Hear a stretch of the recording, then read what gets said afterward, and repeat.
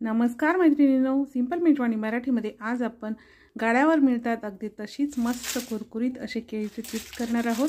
तुम्ही इथे बघू शकता आपले चिप्स किती मस्त छान कुरकुरीत झाले आहेत। हे चिप्स अजिबातही तेलकट होत नाहीत आणि गाड्यावर मिळतात त्यापेक्षाही चवीला खूप भन्नाट लागतात। तर चला मग रेसिपीला सुरुवात करूया। चिप्स करण्यासाठी इथे मी 10 कच्ची केळी घेतली आहेत। केळीची साल काढण्यासाठी केळीचा समोरचा भाग आणि देठाचा भाग काढून टाकायचा। केळीच्या सालीला अशा पद्धतीने 4 ते 5 कट करून घ्यायच्या, म्हणजे केळीची साल काढायला सोपी जाते। कच्च्या केळीची साल काढणे थोडीशी कठीण असते, त्यामुळे त्याला अशा पद्धतीने 4 ते 5 कट करून घ्या। आणि तुम्ही इथे बघू शकता अगदी सहज ही केळीची साल निघत आहे। अशाच पद्धतीने सगळ्या केळीची साल काढून घ्यायची आणि केळी काळी पडू नये म्हणून पाण्यामध्ये टाकायची आहे। तर सगळ्या केळीची साल इथे मी काढून घेतली आणि केळी काळी पडू नये म्हणून पाण्यामध्ये टाकली होती। आता चिप्स करण्यासाठी तेल छान कडकडीत गरम करून घ्यायचं आणि डायरेक्टलीच तेलामध्ये आपल्याला हे चिप्स करायचे आहेत।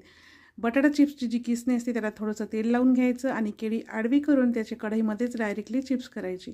तेल छान कडकडीत गरम करून घ्यायचं। गॅसची फ्लेम अजिबातही स्लो करायची नाही, हाय फ्लेमवरच आपल्याला हे चिप्स तळून घ्यायचे आहेत। वरतून आता थोडंसं मिठाचं पाणी टाकायचं, म्हणजे चिप्सला छान मिठाची चव लागते।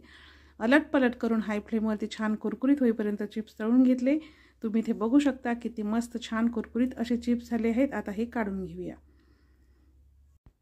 तुम्ही इथे चिप्सचा आवाज ऐकू शकता, बघा किती छान आणि कुरकुरीत असे हे चिप्स झाले आहेत। हे चिप्स अजिबातही तेलकट होत नाहीत। वरतून थोडंसं मीठ आणि लाल तिखट टाकून व्यवस्थित असं मिक्स करून घ्यायचं आणि इथे तयार आहेत। अगदी गाड्यावर मिळतात तसेच मस्त कुरकुरीत असे केळीचे चिप्स।